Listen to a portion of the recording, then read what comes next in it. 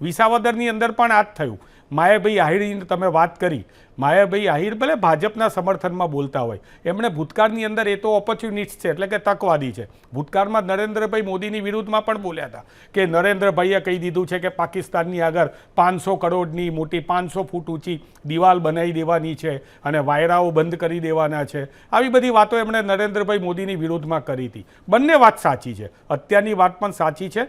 ગોપાલભાઈ ઇટાલિયા જે છે એના વિશે મારે એમ કહેવું છે કે ભાઈ એ તમે કતાર ગામની અંદર 52,000 વોટ લીધા, એની જનતા માટે તમે શું કર્યું? ત્યાં તો કંઈ કર્યું નથી અને અહીંયા આવીને ફાંકા ફોજદારી કરે છે અને એ બધાને એમ કહે છે કે મારી બોલતી કોઈ બંધ ના કરી શકે, મારી બોલતી કોઈ બંધ ના કરી શકે.